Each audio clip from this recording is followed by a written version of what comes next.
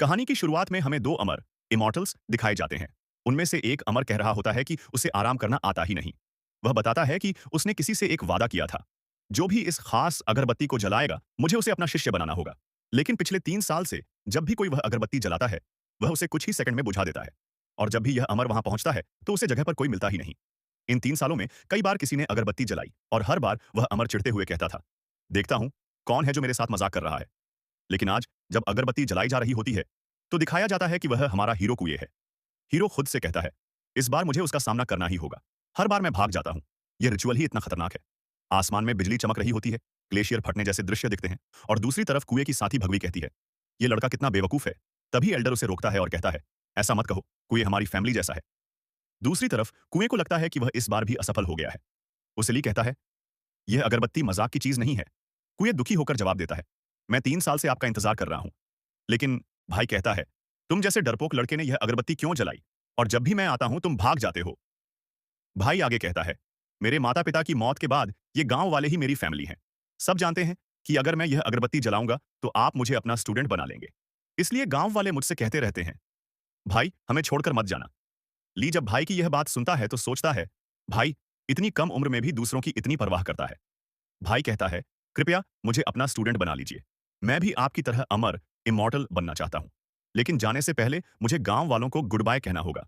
वे मेरे बिना नहीं रह पाएंगे। लेकिन दूसरी तरफ गांव वालों की सिचुएशन बिल्कुल अलग होती है। भाई के जाने पर वे पार्टी कर रहे होते हैं। भाई कहता है, मैं वापस जरूर आऊंगा। ली भाई को इमॉर्टल सेक्टर में ले जाता है ताकि भाई वहां ट्रेनिंग कर सके। वहां जिंग नाम का शेफ भाई का स्वागत करता है और कहता है, फायर किचन में तुम्हारा स्वागत है। तभी एक लड़का आता है जिसका नाम भाऊ होता है।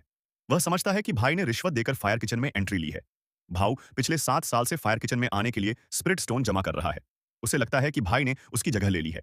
तभी भाऊ अचानक हमला कर देता है।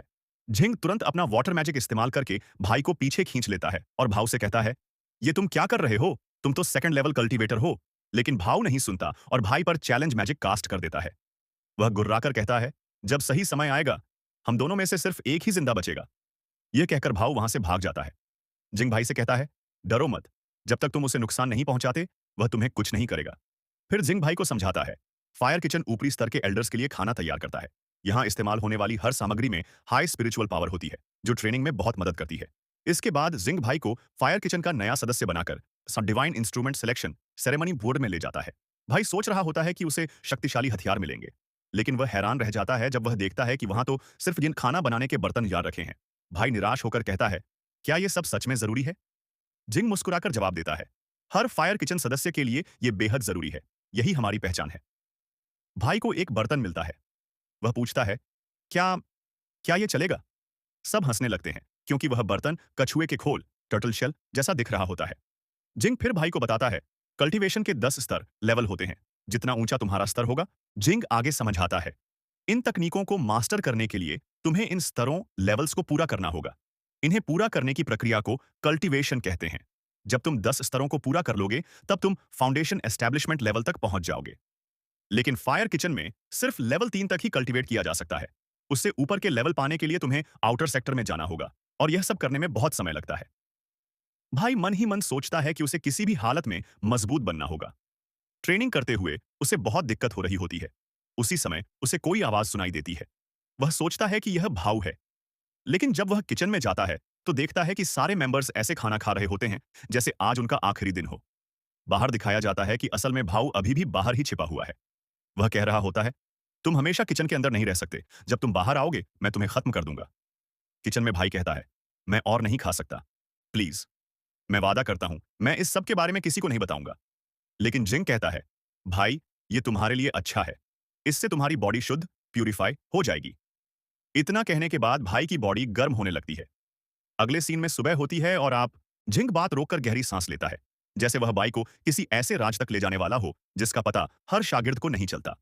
स्पिरिचुअल रिफाइनिंग, वह धीरे से कहता है, और बाकी शागिर्द पल भर के लिए चुप हो जाते हैं।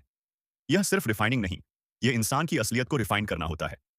बाई की आंखों में हैरानी की चमक आ जाती है। जिंग, देखो बाई, वेपन रिफाइन करना आसान है।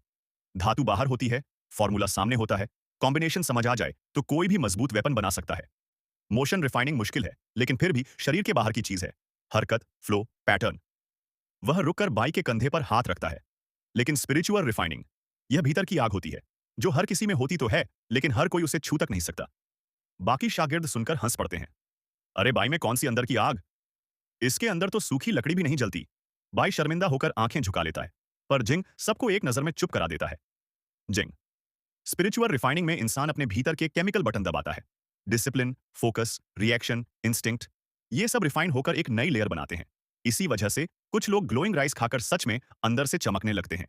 यह चमक त्वचा की नहीं होती, न रोशनी की। यह परफॉर्मेंस की ग्लो होती है। एक रिफाइन हुए इंसान में जो पहली बार जागती है। बाई धीरे से पूछता है, तो क्या मैं भी ये कर सकता हूं? जिंग मुस्कुराकर कहता है, हर इंसान कर सकता है, लेकिन इसके लिए वह चीज चाहिए जो तुम्हारे पास शायद कम है, और शायद इसीलिए तुम्हारे अंदर सबसे ज्यादा भी। बाई चौंक कर पूछता है, वह क्या चीज? जिंग की आंखें चमकती हैं। थर्स्ट, भूख, जीतने की भूख, यही असली ईंधन है स्पिरिचुअल रिफाइनिंग का। वह आगे झुककर धीरे से कहता है, और तुम्हारे अंदर यह जल रही है, बस तुम्हें पता नहीं।